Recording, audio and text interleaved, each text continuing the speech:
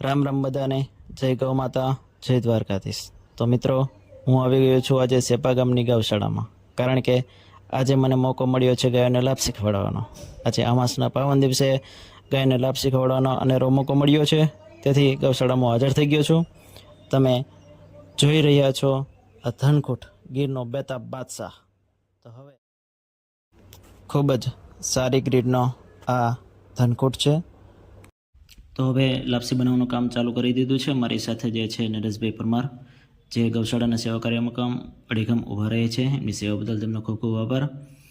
હવે પપ્પાએ જે છે એ પાવડો લઈ અને વ્યવસ્થિત સારી રીતે મિશ્રણ થઈ જાય તે રીતે જે છે વ્યવસ્થિત મિશ્રણ કરવાનું ચાલુ કરી દીધું છે.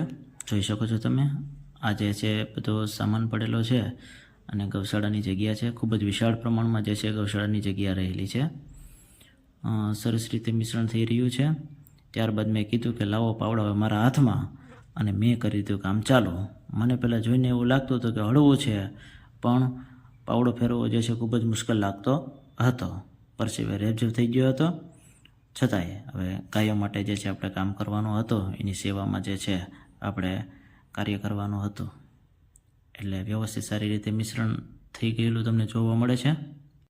તો એક બાજુ નરેશભાઈએ હાથથી અને મેં પાવડાથી જે છે બોલાવી ધબાધબી અને સારી રીતે જે છે મિશ્રણ કરવાનું ચાલુ કરી દીધું. ગોળના જે ગાંગડા હતા એ પણ જે છે વચ્ચે વચ્ચે તોડતા જતા હતા, એટલે વ્યવસ્થિત સારી રીતે એકદમ જે છે કમ્પ્લીટ મિશ્રણ થઈ જાય.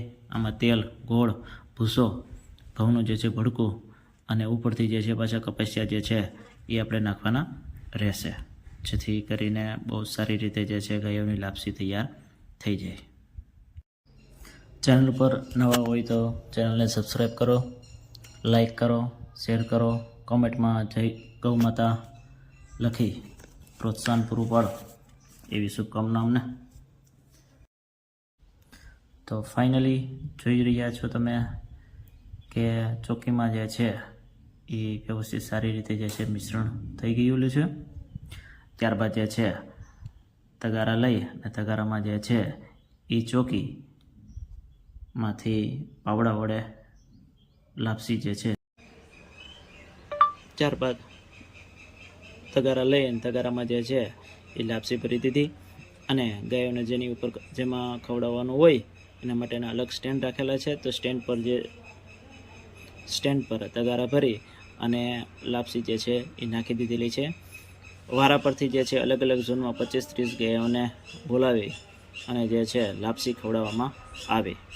અને ગાયો જે છે ખૂબ જ સારી રીતે મોજપૂર્વક જે છે લાપસી ખાધી અને એનો આનંદ જે છે એમને ખૂબ જ થયો. જોઈ શકો છો, આ છે ગીરનો બીજો એક ધનકૂટ જે છે. ટોટલ 6 જે છે ધનકૂટ જે છે અમારી ગૌશાળામાં ઉપલબ્ધ છે. ત્યાં આવી ગયા ડૉક્ટર સાહેબ કોકસવાડાથી, ગાયોની સેવામાં તત્પર રહેતા નયનભાઈ જ્યારે પણ જરૂર પડે છે ત્યારે એક જ ફોન કોલમાં તાત્કાલિક ધોરણે જે છે સેવામાં ઉપલબ્ધ થઈ જાય છે. તેમનો ખૂબ ખૂબ આભાર. કારણ કે સેવા કરવી જે છે ખૂબ જ પ્રતિષ્ઠિત અને અઘરું કાર્ય છે, એટલી આસાનીથી જે છે થઈ શકતું નથી. જેમના માટે તે પોતાનો કિંમતી સમય ફાળવીને સેવા કાર્ય કરે છે, તેમનો ખૂબ ખૂબ આભાર. અહીંયા તમે જોઈ શકો છો ગીરનો ખૂંટ ખૂબ જ શક્તિશાળી છે.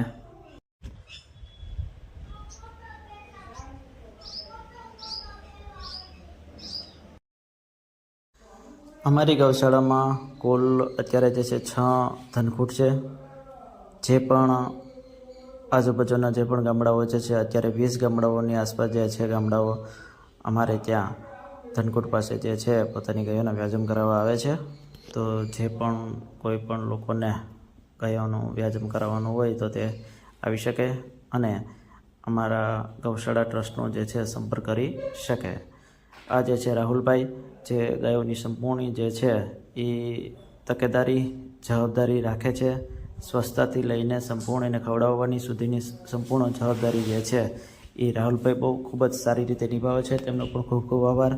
બાજુમાં જે છે નરેશભાઈ પરમાર, અને એ પણ જે છે સારી રીતે ગૌશાળાના સેવા કાર્યમાં સતત અડીખમ જે છે ઊભા રહે છે અને આજના દાતાશ્રી સાવંતભાઈ પરમાર એનો આભાર વ્યક્ત કરતા રાહુલભાઈ તેમનો પણ ખૂબ ખૂબ આભાર.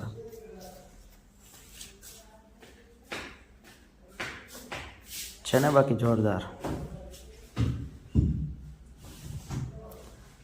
તો આખરે 2-2.5 કલાકના અંતે બધી ગાયો જે છે અહીંયા લાપસી ખાઈ લીધી અને એ જોવાનો આનંદ પણ મને ખૂબ જ મળ્યો.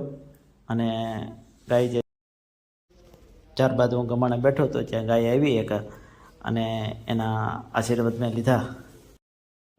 અમારી સેપા ગામની ગૌશાળા ખૂબ જ વિશાળ છે અને બધી સુવિધાઓથી ભરપૂર છે. દરેક ગૌપ્રેમી ઈચ્છુક ગૌશાળામાં ગાયો માટે તન મન અને ધનથી ઈચ્છુક હોય તે ગૌશાળા સેપા ટ્રસ્ટનો કોન્ટેક્ટ કરી શકે. બીજા કોઈ પ્રશ્ન હોય તો કોમેન્ટ કરીને પૂછજો, જેનો જવાબ આપવા પ્રયત્ન કરીશ. વિડીયો પસંદ આવ્યો હોય તો લાઇક, શેર અને સબસ્ક્રાઈબ કરજો. જય ગૌ માતા, જય દ્વારકાધીશ.